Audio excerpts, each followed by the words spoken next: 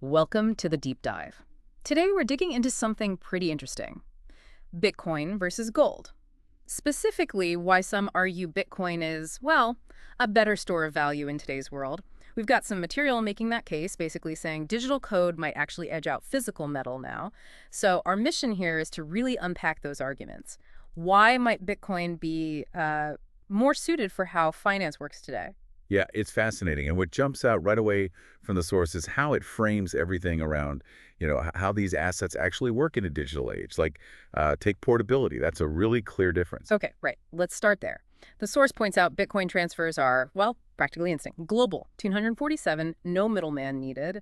Now contrast that with trying to move, say, a large amount of gold across borders. Think about the cost, the delays, the logistics. Oh, absolutely. Especially if there's a crisis or capital controls are in place. Whoa, there's a whole different world, really. Exactly. Gold's physicality, its strength, historically, becomes a kind of weakness in this context. Mm. Bitcoin, just being digital info, it just sidesteps all that. Okay, so portability is one angle. What about scarcity? That's always a big one for both. Right. And here the source makes a very sharp distinction. Bitcoin, hard cap, 21 million coins, period. And it's not just a promise. It's baked into the code. Yeah. Anyone can verify it on the blockchain. It's transparent. You can see it yourself. That verifiable limit, that feels pretty significant compared to gold. It is. Because with gold, yeah, it's finite, but do we know exactly how much is out there? Sure. Or what new discoveries might happen? Or even, synthetic alternatives down the line? Bitcoin offers this mathematical certainty gold just can't match. Okay. Certainty of supply. What about control? Who actually holds it? Good question. The source highlights that gold often means relying on someone else, a bank, a vault, a third party. Right.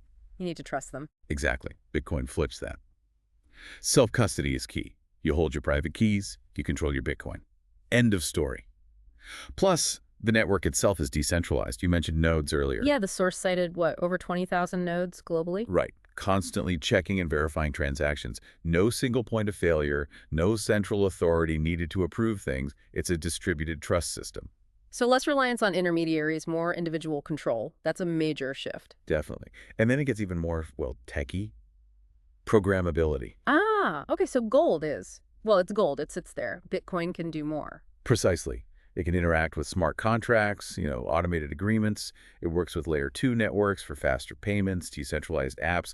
It's part of this whole evolving digital finance ecosystem. In a way, physical gold just can't be. It's like one is static and the other is dynamic, part of a network. That's a good way to put it. Yeah. This programmability opens doors gold simply doesn't have. Okay, another angle the source brings up. Resistance to seizure. How does that compare? Well, think about it. Bitcoin secured by your private keys.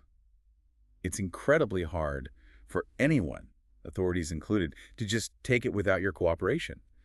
Gold, being physical, often stored centrally or needing transport, is much more vulnerable to, say, regulations, confiscation, transport restrictions. So a different kind of security. Less physical vulnerability, maybe, but more cryptographic protection. You could say that. It offers a degree of financial autonomy and censorship resistance that's quite unique. And what about just using it? Practicality. Divisibility is huge there. Trying to pay for coffee with a gold flake?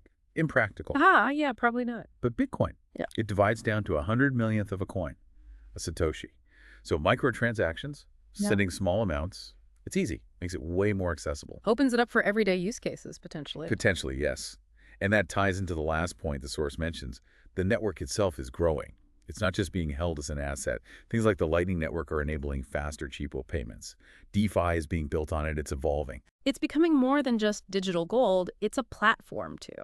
Exactly. It has this dynamism that gold, being a physical element, fundamentally lacks. Okay, so let's try and wrap this up.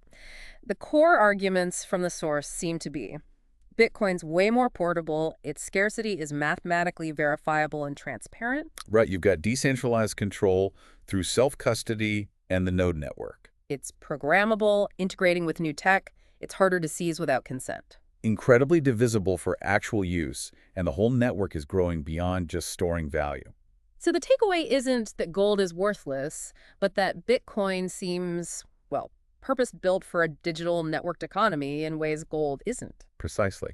Which leads to, I think, a really interesting final thought for you, the listener. Given these fundamental differences we've just talked about, portability, programmability, verifiability, How might our very definition of what makes a good store of value need to change in the decades ahead?